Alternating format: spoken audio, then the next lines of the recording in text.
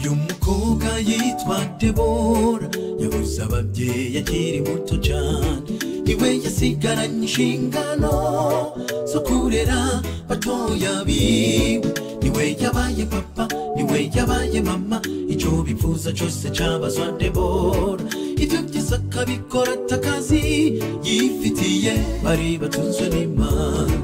umunsi we yigira inama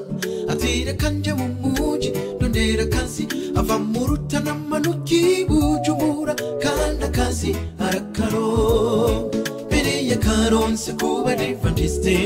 abo basangiye ukwizera ataha ndatomoye kuko ngiye gukorana nabo mu nzu y'abizera ariko ibyo bamukoreye Debora byabaye akamaramaza bamushikije mu gikoni bakamukubita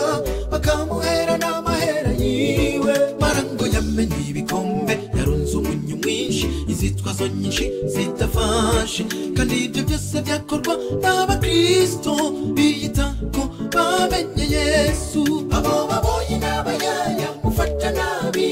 erega nabona abantu dukogoza ubuzima bo bakaransi bakazi wanyingo nabo babeho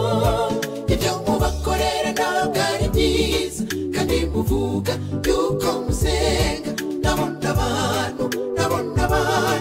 reka kubafata uko mwishakiye erekana mbamwebwe mwarahiriwe ntabwo ari bose bahiriwe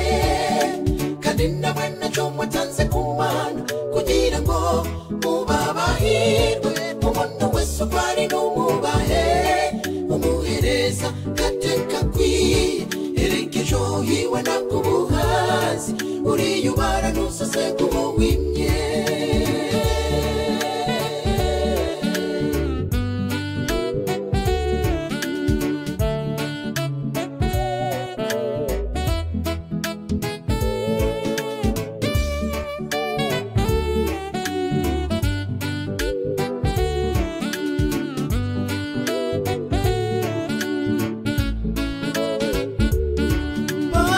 miaka mingi Debora kapata kazi nzuri na pesa nyingi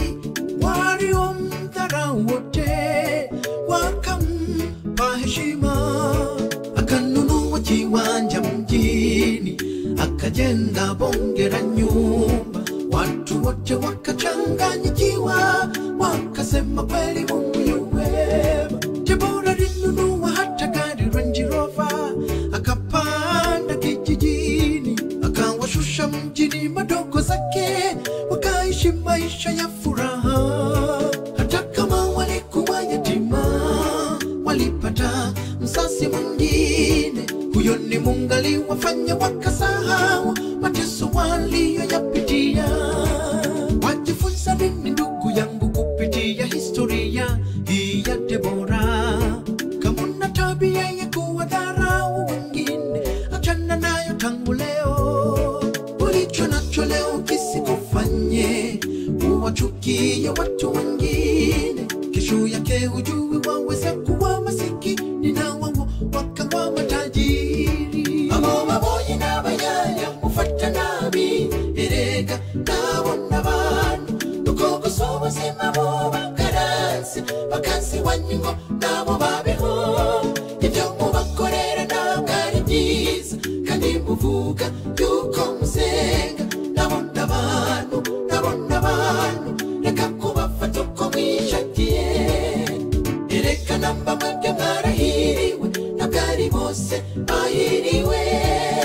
kandi namwe nacyo mutanze ku Mana kugira ngo mubabahirwe umuntu wese uko ari n'umubahe umuhereza gateka kwiye erekejo hiwe nakubuhazi uriyubara nusase kubo wimye abo baboye n'abayaya mufata nabi erega nabona abantu dukogoza ubuzima bo bakaransi bakazi wanyingo nabo babeho ibyo mubakorera ntabwo ari byiza kandi muvuga yuko musenga nabona abantu reka kubafata uko mwishakiye erekana mbamwebwe mwarahiriwe ntabwo ari bose bose bahiriwe kandi nawe nacyo mwatanze ku Mana kugira ngo mubabahirwe umuntu wese uko ari n'umubahe umuhereza gateka kwiye erekejo hiwe nakubuhazi uriyubara nusase kubo wimye ndabona abantu reka kubafata uko mwishakiye ndabona abantu reka kubafata uko mwishakiye erekejo hiwe nakubuhazi uriyubara nusase